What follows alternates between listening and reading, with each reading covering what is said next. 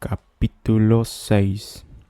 Comparta su discurso con el auditorio.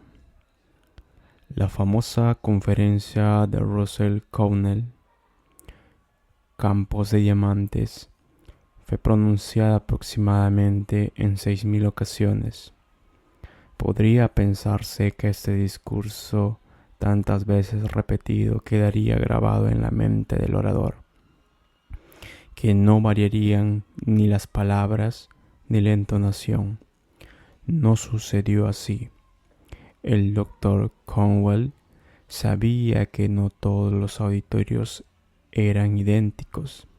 Se daba cuenta de que cada grupo de gente tendría que sentir las palabras como producto de un pensamiento vivo y personal, como algo creado para ellos y solamente para ellos. Cómo triunfó en su propósito de conservar esta viva relación entre orador, contexto y auditorio en cada conferencia que pronunciaba. Cornwell escribió lo siguiente: cuando visito una ciudad, trato de llegar lo más temprano posible para ver al encargado de correos, al peluquero, al administrador del hotel, al director del colegio, a alguno de los funcionarios principales. Luego me doy vuelta por las tiendas y charlo con la gente. Me entero de su historia. Entonces doy mi conferencia y hablo con esa gente aplicando los temas en relación con su comunidad. El Dr. Cornwell tenía plena conciencia de que una exitosa comunicación con los demás depende de la capacidad del orador para hacer que su discurso sea una parte del público y el público una parte del discurso. Por esta razón, no poseemos ningún ejemplar definitivo de Campos de Diamantes, uno de los discursos más populares que se han pronunciado alguna vez. Con su claro discernimiento sobre la naturaleza humana y su esmerada habilidad, el Dr. Cornwell no pronunció 2 veces la misma conferencia, aunque habló casi 6.000 veces sobre el mismo tema ante diferentes auditorios. Usted puede aprovecharse de este ejemplo, asegurándose de que sus discursos estén siempre preparados, pensando en un público específico. He aquí 5 sencillas reglas que contribuirán para que usted obtenga un gran poder de comunicación con los sentimientos de sus oyentes. Primero, hable en términos que interesen a sus oyentes. Esto es exactamente lo que hizo el Dr. Cornwell. Una de sus principales inquietudes era que su conferencia estuviera lleno de ejemplos y alusiones locales. La causa del interés de sus auditorios residía en que sus discursos se relacionaban con ellos, con sus problemas, con sus intereses. Esta conexión con lo que más interesa a sus oyentes, concretamente ellos mismos, es una gran garantía de la más segura atención, de que no desaparecerá en ningún momento de la comunicación con el público. Eric Johnston, exdirector de la Cámara de Comercio de los Estados Unidos y expresidente de la Motion Picture Association, emplea esta técnica en casi todos los discursos que pronuncia. Note cuán ampliamente se vale del interés local en el comienzo de una alocución en la Universidad de Oklahoma. Habitantes de Oklahoma no tienen que buscar muy lejos en el pasado para recordarlos. Conocen bien a esos necios mercaderes que trataban de hacer desaparecer a Oklahoma de los mapas como si fuera una aventura sin esperanza. Sí, en 1930, todas las aves de mal agüero aconsejaban a los cuervos pasar de largo por Oklahoma, a menos que trajeran consigo sus propias raciones. Condenaron para siempre Oklahoma a formar parte de un nuevo desierto americano. Nada volvería a florecer, decían. Pero en 1940, Oklahoma era un jardín florecido y la alegría de Broadway, pues, una vez más, ondulaba el trigo cuyo dulce aroma trae consigo el viento después de la lluvia. En una sola década, la cuenca de polvo estaba cubierta de altísimas espigas. Era una recompensa de la fe y del riesgo previsto, pero siempre podemos apreciar mejor nuestra propia época contra la pantalla del pasado. Por eso revisé las columnas del diario Oklahoman la primavera de 1901 ante mi visita. Quería tener una sensación de la vida en el territorio hace 50 años. ¿Y qué descubrí? Que todos los ojos estaban puestos en el futuro de Oklahoma, que Oklahoma era ante todo una gran esperanza. He aquí un excelente ejemplo de cómo debe hablarse en términos que correspondan a los intereses del auditorio. Johnson les hacía sentir que sus palabras no eran una copia, sino algo creado especialmente para ellos. Ningún auditorio puede negar su atención a un orador que se refiere a sus propios intereses. Pregúntese de qué manera el conocimiento de su tema puede ayudar a sus oyentes a resolver su problema y alcanzar sus objetivos. Entonces, proceda a demostrarlo y obtendrá atención sin reservas. Si usted es contador y comienza diciendo algo así: voy a explicarles cómo evitar el pago de 50 a 100 dólares sobre los impuestos a los réditos.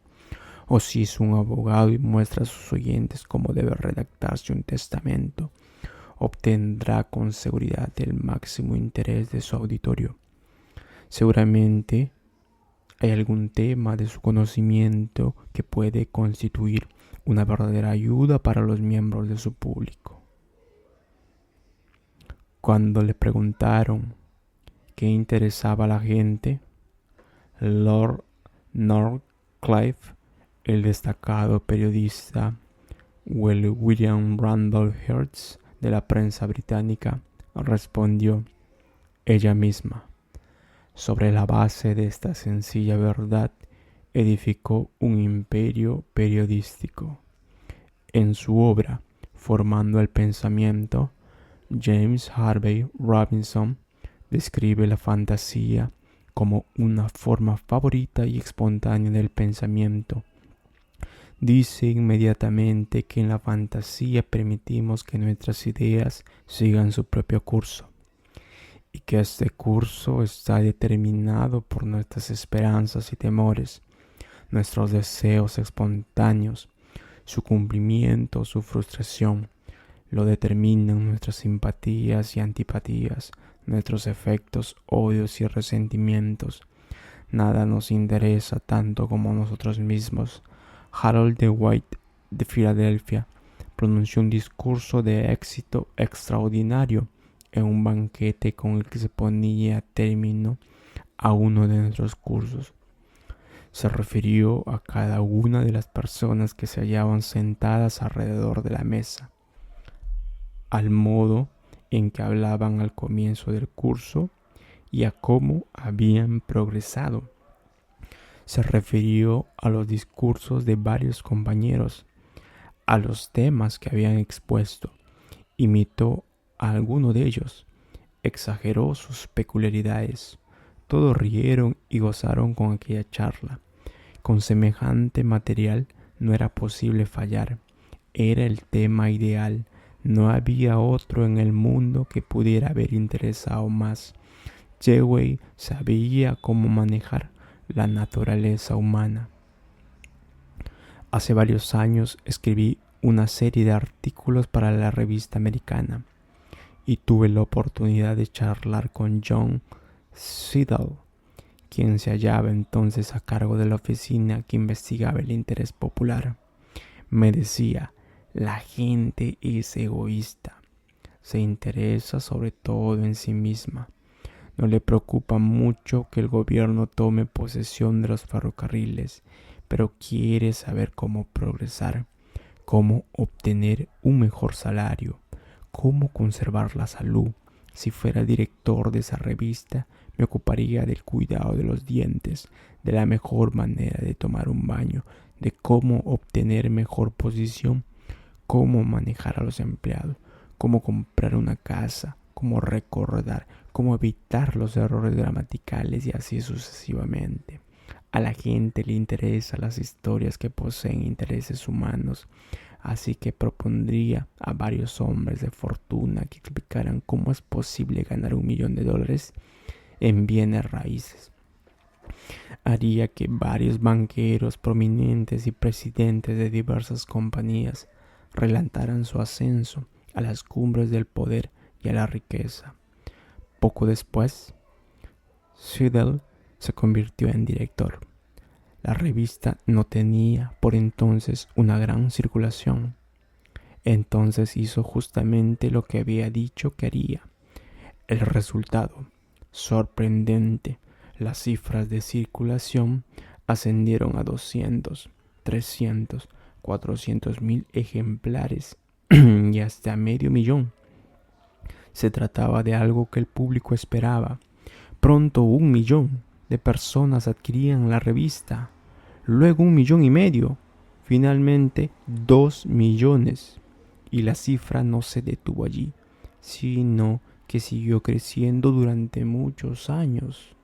Siddall había apelado a los más íntimos intereses de sus lectores. La próxima vez que enfrente a un grupo de personas, observe cómo anhelan escuchar lo que usted tiene que decirles mientras se refiere a ellas. Los oradores que no logran captar ese esencial egocentrismo de sus oyentes se verán pronto frente a un público impacientado que demuestra de aburrimiento, se fija en la hora y dirige ansiosas miradas hacia la puerta. El segundo consejo: demuestre aprecio honrado y sincero. Los auditorios están compuestos de individuos que reaccionan como individuos. Critique abiertamente a un auditorio y a sus miembros y se sentirán ofendidos. Muestre sus simpatías por algo digno de elogio que haya realizado esa gente y obtendrá un lugar en sus corazones. Esto requiere a menudo una investigación previa por su parte. Frases tan burdas como: este es el más inteligente de los auditorios a los que me haya dirigido nunca, son recibidas como sinceras adulaciones por la mayoría de la gente. Como dice un gran orador, dígales algo acerca de sí mismos que ellos no puedan imaginar que usted conoce.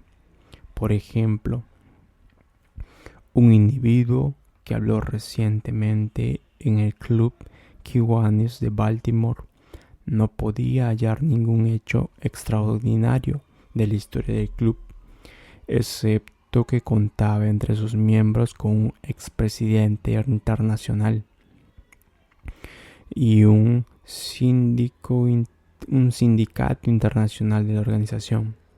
Esto no era nada nuevo para los socios, así que el orador procuró dar esos hechos una distinta perspectiva.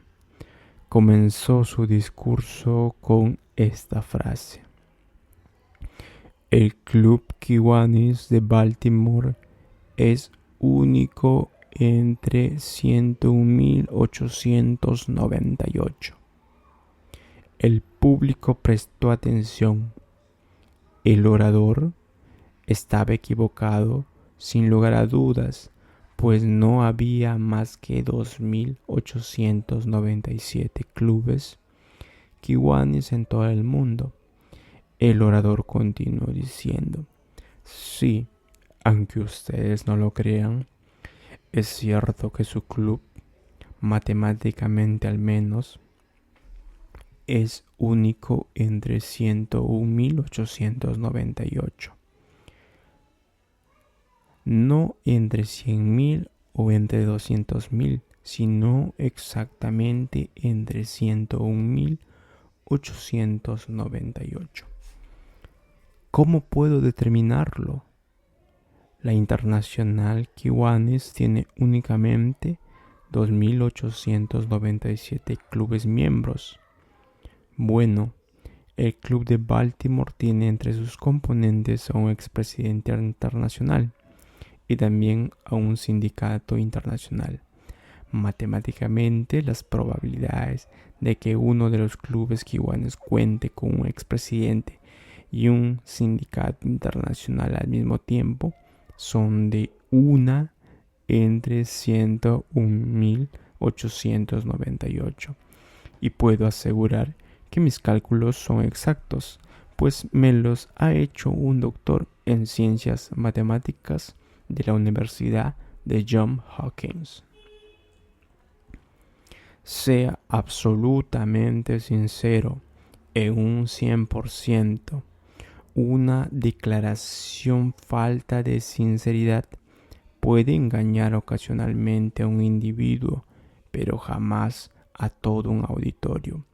El alto nivel intelectual del público que me escucha, esta excepcional reunión de la belleza y la caballerosidad de Hohokus, New Jersey. Me alegra mucho estar aquí, pues siento un gran aprecio por cada uno de ustedes. No y no. Si no pueden demostrar un sincero aprecio, no demuestren ninguno. El tercer paso: identifíquese con el auditorio. Tan pronto como pueda, preferentemente al pronunciar la primera palabra, indique alguna relación directa con el grupo al cual se está dirigiendo. Si se siente honrado porque lo han solicitado, expréselo. Cuando Harold Macmillan habló en la ceremonia de graduación de la Universidad de DePaul en Greencastle, en Indiana, extendió desde su primera frase líneas de comunicación con el auditorio. Agradezco mucho vuestras amables palabras de bienvenida. Para un primer ministro de Gran Bretaña, ser invitado a vuestra gran universidad constituye algo desusado, pero siento que mi actual cargo no es realmente la única razón. Quizás el motivo más importante de vuestra invitación. Entonces, mencionó que su madre había nacido en Estados Unidos, en Indiana, y que su abuelo había sido uno de los primeros graduados de la Universidad de DePaul. Puedo asegurarles que me siento orgulloso de mi relación con la universidad, expresó, y de reanudar una antigua tradición familiar. Podemos estar seguros de que la referencia de Macmillan al colegio y al modo de vida norteamericano que conocieron su madre y su abuelo materno le preocuparon enseguida numerosos amigos entre los miembros del auditorio. Otro medio de tender líneas de comunicación consiste en utilizar los nombres de las personas que componen el auditorio. En cierta ocasión me hallaba cerca del principal orador de un banquete y me asombró observar su curiosidad con respecto a varias personas que se encontraban en la sala. Mientras comíamos, preguntaba sin cesar al maestro de ceremonias por la gente que lo rodeaba. ¿Quién era ese señor de traje azul? ¿Cómo se llamaba? ¿Quién era ese señor? ¿Cómo se llamaba esa bella dama de sombrero floreado? Cuando se puso de pie para hablar, se hizo evidente enseguida cuál era la razón de su curiosidad. Con gran habilidad introdujo en el discurso cada uno de los nombres aprendidos.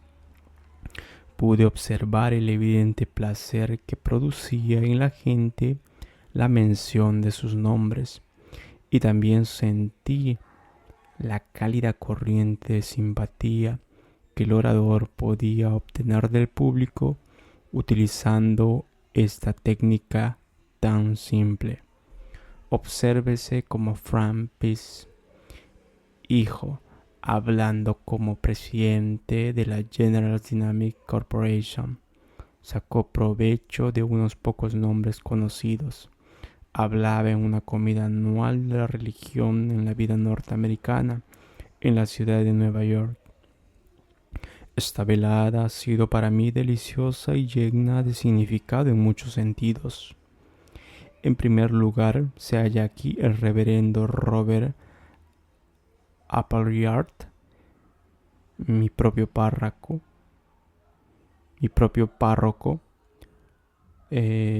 Sus palabras, sus actos y su dirección nos han inspirado a mí y a mi familia, a toda nuestra congregación.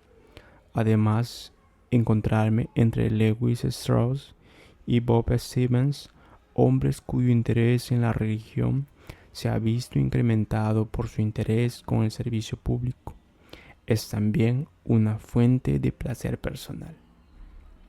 Una advertencia: si usted va a utilizar nombres desconocidos en su discurso, nombres que ha averiguado para la ocasión, asegúrese de que los conoce con mayor exactitud. Asegúrese de que los conoce bien. Asegúrese de que conoce ampliamente las razones por las que va a utilizar dichos nombres. Asegúrese de que va a mencionar a esas personas en forma elogiosa y úselos con moderación. Otro método de demostrar al auditorio la más extrema simpatía consiste en utilizar el pronombre ustedes en lugar de la tercera persona ellos. De tal manera conseguirá que el público se sienta que comparte el discurso, lo cual, como he enseñado anteriormente, no puede ser descuidado por el orador, que pretende sostener el interés y la atención de sus oyentes. He aquí algunos textos de una charla sobre el ácido sulfúrico.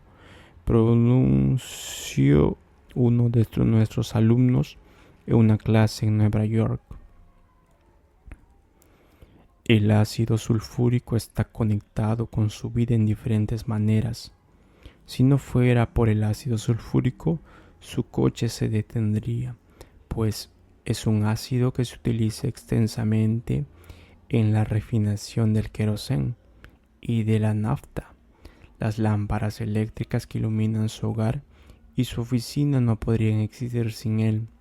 Cuando usted vierte agua para bañarse, hace girar una canilla niquelada que requiere ácido sulfúrico en su fabricación. El jabón que usted ha usado, elaborado con grasas y aceites tratados previamente con el ácido, la cerda de su cepillo para el cabello y su mismo peine de celuloide no podrían haber sido fabricados sin él. Su navaja, sin lugar a duda, han sido sumergidos en ácido sulfúrico antes de templarla. Usted se dispone a desayunar, las tazas, los platos de loza que no podrían encontrarse allí sin la intervención previa del ácido sulfúrico.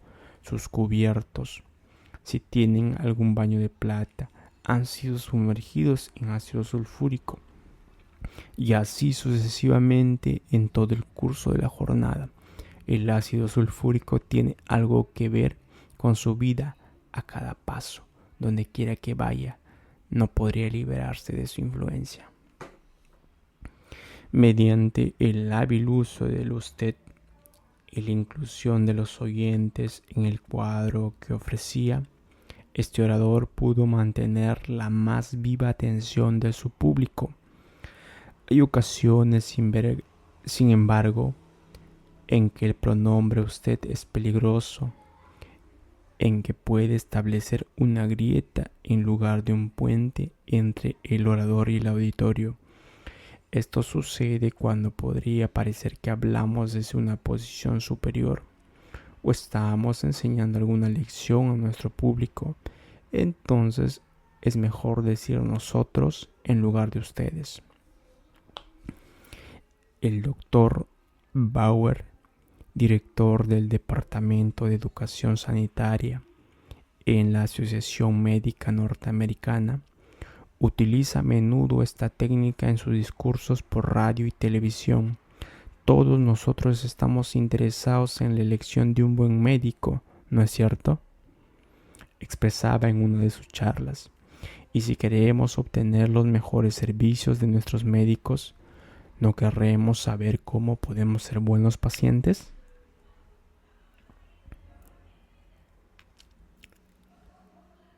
El paso 4.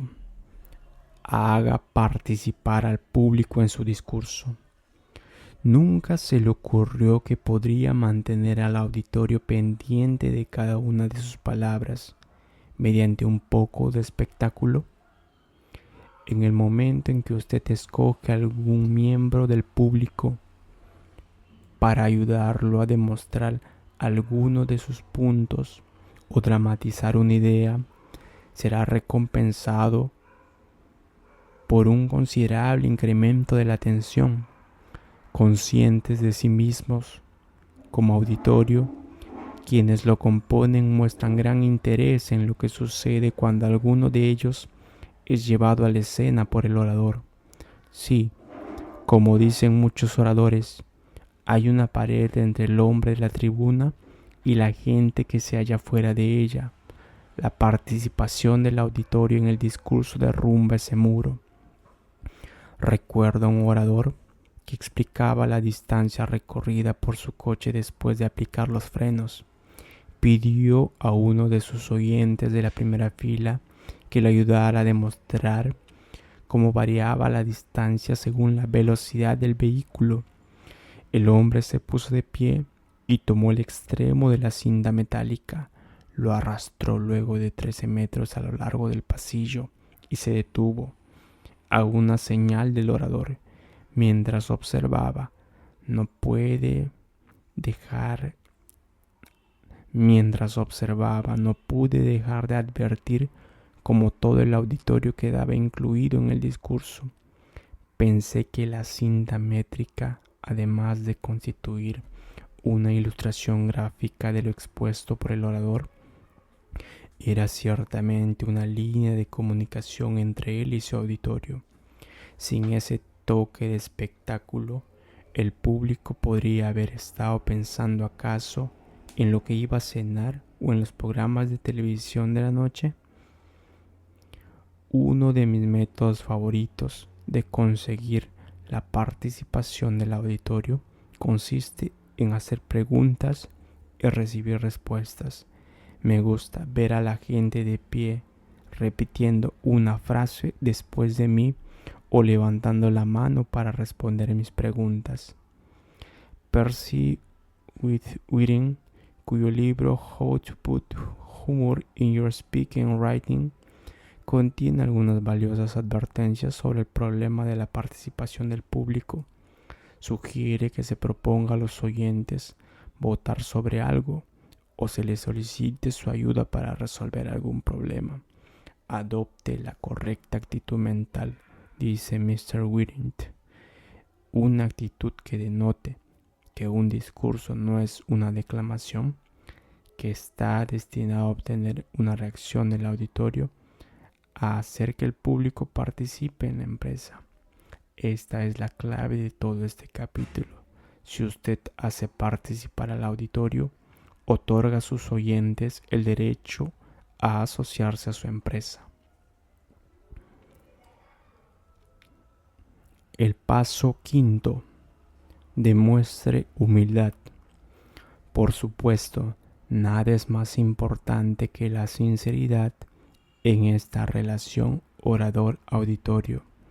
Norman Vincent Peale dio cierta vez un consejo muy provechoso a un sacerdote que hallaba grandes dificultades para mantener atentos a los fieles en sus sermones. Le preguntó cuáles eran sus sentimientos con respecto a la congregación a la que se dirigía cada domingo por la mañana. ¿Le agradaban sus fieles? ¿Quería ayudarlos? ¿Los consideraba intelectualmente inferiores? Dijo el doctor Peale que nunca subía al púlpito sin experimentar un intenso sentimiento de afecto por los hombres y mujeres a los que iba a dirigirse. Un auditorio advierte rápidamente en qué medida un orador se considera superior en talento o posición social. Verdaderamente, uno de los mejores medios para que un orador conquiste el aprecio de su auditorio consiste en descender hasta él. Edmund Muskie, que llegó a ser senador por Maine, dio pruebas de ello al hablar en la Sociedad Forense Norteamericana en la ciudad de Boston. Muchas gracias. Se me presentan hoy al acercarse el momento de cumplir con mis funciones. En primer lugar, conozco muy bien el elevado nivel profesional de este auditorio y no sé cómo exponer a vuestra crítica mis pobres conocimientos. En segundo término, en esta una hora muy temprana para una reunión, una hora del día en el que casi imposible para un hombre ponerse en guardia convenientemente, y fallar en esto puede ser fatal para un político. Por último, está mi tema, la influencia que ha tenido controversia en mi carrera de servidor público mientras desarrollé mi actividad política. Lo probable es que haya una profunda división de opiniones entre mis lectores sobre si esta influencia ha sido buena o mala. Frente a estos hechos me siento como un mosquito que inesperadamente se encuentra en una colonia nudista. No sé por dónde comenzar. Desde allí el senador Muskie pasó a desarrollar una magnífica disertación. Adlai E. Stevenson se puso a la altura de su público al iniciar un discurso de comienzos de curso en la Universidad de Michigan. Dijo así: mi sensación de incapacidad en ocasiones como esta trae a mi memoria la observación de Samuel Butler, cuando una vez le pidieron que dijera cómo obtener el máximo provecho de la vida. Creo que respondió así: ni siquiera sé cómo obtener el máximo provecho de los próximos 15 minutos. Y lo mismo me pasa a mí con respecto a los propios 20 minutos. El camino más seguro para tener al público en contra consiste en indicarle que uno se considera superior a él. Cuando usted habla, es como si estuviera en una vitrina. Está a la vista de cada faceta de su personalidad. La más ligera insinuación de petulancia es fatal. Por eso, contrario, la modestia inspira confianza y buena voluntad. Se puede ser modesto sin llegar al extremo. A su público le agradará que usted se refiera a sus limitaciones, mientras demuestre que está dispuesto a hacer las cosas lo mejor posible. El mundo de la televisión norteamericana es un mundo de grandes exigencias y cada temporada programas altamente calificados caen bajo el fuego de las competencias. Ed Sullivan fue uno de los sobrevivientes que regresaba año tras año. No fue un profesional de la televisión, sino un periodista.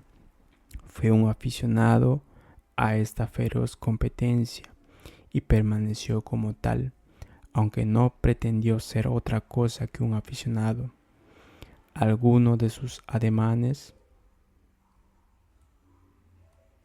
ante la cámara hubiera sido fatal para otros. Hundía el mentón entre las manos, inclinaba los hombros, tiraba su corbata, tropezaba con sus palabras, pero estas fallas no fueron fatales para Ed Sullivan. No se ofendió porque la gente lo criticaba. Al menos una vez por temporada contrataba los servicios de un talentoso cómico que lo caricaturizaba en la perfección, exagerando todas sus faltas. Ed Sullivan reía tanto como cualquier otro cuando el actor presentaba este espejo de su cuerpo entero. Aceptaba encantado la crítica y el público lo aprecia por ello. El público aprecia la humildad y se siente molesto con el exhibicionismo y la presunción. Henry y Dana Lee Thomas, en su libro Biografías reales de líderes religiosos, dicen de Confucio: nunca trató de deslumbrar a la gente con sus conocimientos. Trataba simplemente de ilustrarla con el aporte de su incluyente simpatía. Si nosotros aportamos también esta incluyente simpatía, poseeremos la llave que abre la puerta del corazón de los oyentes.